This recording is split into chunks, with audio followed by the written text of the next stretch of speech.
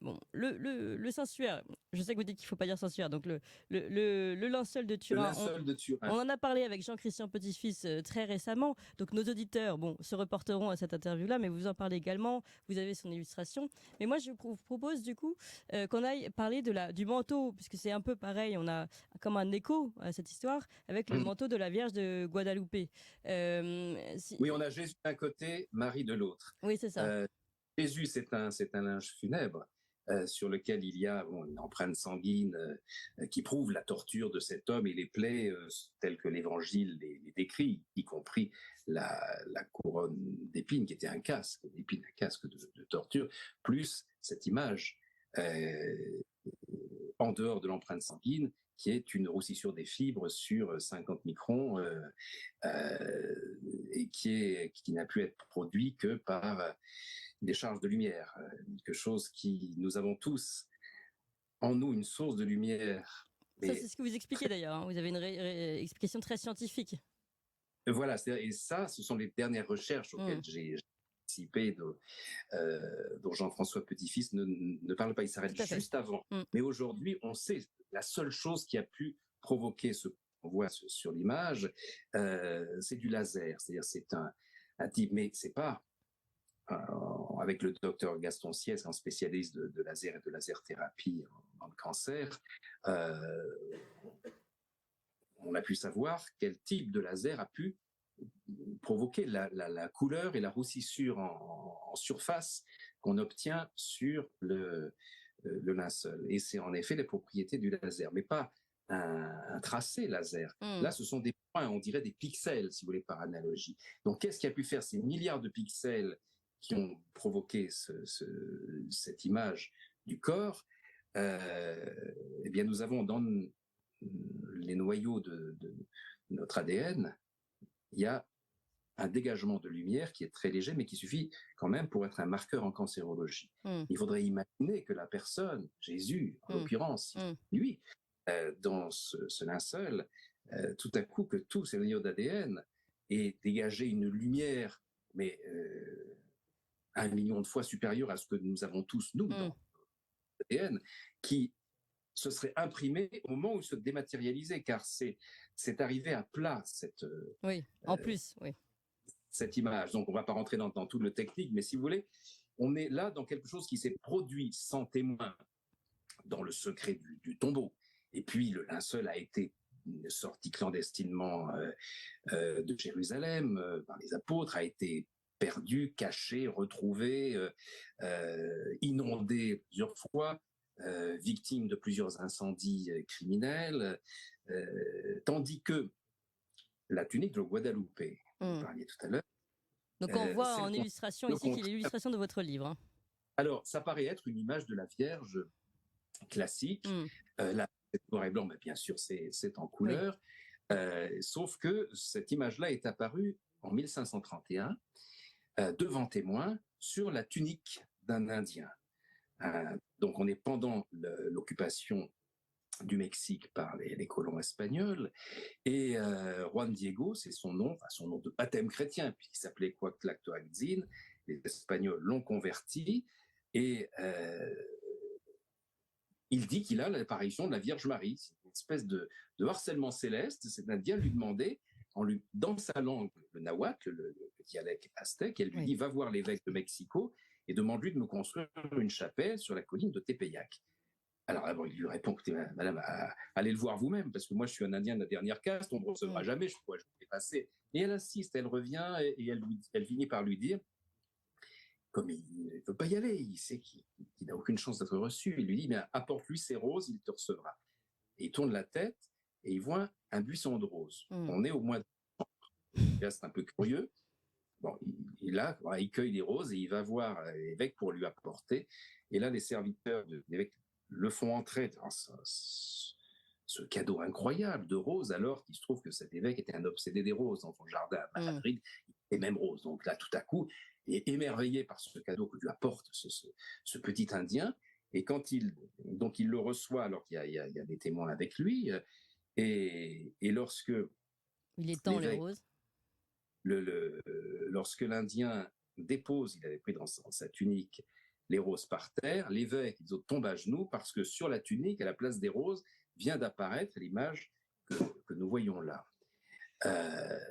Alors, ça pourrait être là aussi une légende d'Épinal, si cette image, cette tunique n'était pas là depuis 1531. Et là, elle, à la différence du linceul de Turin, elle n'a jamais disparu. Elle a toujours été en pleine lumière, elle est apparue devant témoins, et elle a été analysée comme le linceul par tous les scientifiques de toutes les différentes disciplines.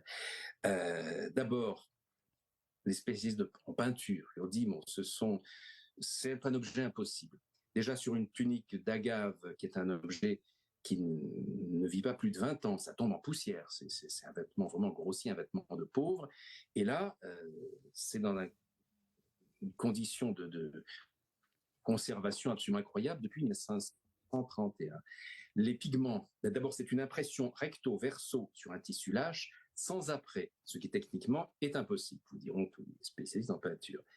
Le prix Nobel Richard Kuhn, en 1937, analyse les pigments. Sa conclusion, ce n'est pas des pigments d'origine végétale, animale ou autre, on ne sait pas ce que c'est pas d'origine terrestre. Bon. Ensuite, on voit dans son regard, il y a les paupières qui ne sont pas très ouvertes, mais au microscope. Et puis après, avec des appareils de la NASA, c'est-à-dire que toujours comme avec le linceul de Turin, la science devenant de plus en plus, enfin, disons, la technicité devenant de plus en plus développée, on travaille de plus en plus cette matière. Et à chaque fois, on découvre. Les appareils de contrôle permettent de faire des découvertes qui étaient impossibles avant, notamment les reflets qu'on découvre dans les yeux de cette image, selon les lois de l'optique, c'est-à-dire une fois à l'endroit, une fois à l'envers, une fois à l'endroit, des surfaces antérieures, postérieures, du cristallin. Et ça, c'est une loi d'optique de la fin du 19e, découverte à la fin du 19e siècle. Et les spécialistes de la NASA ont travaillé ces reflets et ont découvert, d'après les tableaux peints à cette époque, qu'il s'agissait de l'évêque. Et là, c'est vrai que on peut faire parler les images. Soyons prudents. Il n'empêche que, en fonction déjà de ce qui était peint par les témoins de l'époque, on reconnaît, oui, l'évêque, différentes personnes. Après, il y a des gens qui ont été des chercheurs obsédés, évidemment, par ce qui se passait dans ces millimètres de regard. Oui, c'est incroyable. Et qui ont passé leur vie à creuser les yeux. Mais parce on aurait même voulu les dessiner, qu'on ne pourrait pas être aussi précis aussi. C'est ça qui est incroyable. Oui, et dans puis le en plus, reflet inversé. De toute façon, ça ne se voit qu'avec des instruments qui étaient destinés à la science moderne, cet événement de 1531, parce que non seulement il n'a pas bougé, donc on sait que c'est l'original, et puis ce qui est intéressant, c'est que à chaque fois, ce sont des gens, des scientifiques sceptiques qui sont venus montrer que c'était fait de la main d'un homme, c'était peint, etc. Et par exemple, quand on a entendu parler de ces histoires de reflets, des ophtalmos, c'est des conneries, ils sont arrivés avec l'ophtalmoscope, avec tout ça pour observer, et là, aussi sceptiques étaient, ils ont tous reconnu ce phénomène incroyable, qu'ils avaient l'impression d'être à l'examen devant un œil vivant. La profondeur, et même des pupilles avec des phénomènes de dilatation, selon la lumière de l'ophtalmoscope. Donc là, les rapports d'ophtalmo que je cite sont hallucinants, d'autant plus qu'ils viennent de gens athées, rationalistes, qui sont venus pour dire arrêtez vos bondieuseries, c'est rien qu'une peinture. Et puis les étoiles qu'on voit sur le manteau qui semblent purement décoratives, un astronaute éminent, le professeur Hernandez Illescas, a prouvé qu'il s'agissait de la position exacte des constellations dans le ciel de Mexico au jour et à l'heure de l'apparition de grands témoins de cette image. Donc des phénomènes comme ça, il y en a partout. Un autre phénomène important et très touchant, c'est que c'est une apparition sur tissu bilingue. C'est-à-dire qu'elle est aussi destinée aux chrétiens par rapport à l'image de Marie, qu'aux Aztèques par rapport à leur déesse, la déesse mère Tonantzin, dont le lieu de culte était sur la chapelle de Tepeyac. Rappelons-nous, Juan Diego, quand il reçoit l'apparition de la Vierge, elle lui dit « Demande à l'évêque qu'il me construise une chapelle sur la colline de Tepeyac ». Comme si la déesse mère Tonantzin, c'était l'équivalent de la Vierge Marie chez les Aztèques. Et autant le vêtement de cette apparition, de cette image de Marie, est celui d'une jeune juive du 1er siècle, autant les broderies que l'on voit sont des symboles aztèques qui disent la même chose aux Aztèques que ce que l'image de Marie dit aux chrétiens. Qui appelle finalement à une réconciliation dans la croyance. Et je dirais un petit peu aussi une sorte d'urgence humanitaire en 1531, au moment de cette apparition. Les colons espagnols se conduisaient tellement mal avec les Indiens que les Indiens étaient au bord d'une révolte qui se serait finie dans un temps. Ils auraient été exterminés comme d'autres Indiens l'ont été. Et le fait que la Vierge Marie choisisse un Indien pour être son porte-parole auprès de l'évêque de Mexico fait que 3 ans plus tard, le pape Paul III, dans une bulle, déclare les Indiens du Mexique, précise, ça pas pour les autres, les Indiens du Mexique ont une âme. Ça veut dire qu'on ne peut plus les tuer, c'est un péché. Donc là, on est vraiment, quand je parlais d'une urgence humanitaire, quelque chose qui a eu des répercussions historiques sur le moment capital, et ensuite, il y a tous ces messages dont on vient de parler, qui étaient destinés à la science des siècles futurs, au moment où les appareils seraient inventés pour analyser, comprendre, chercher tout le mystère que possède cette image.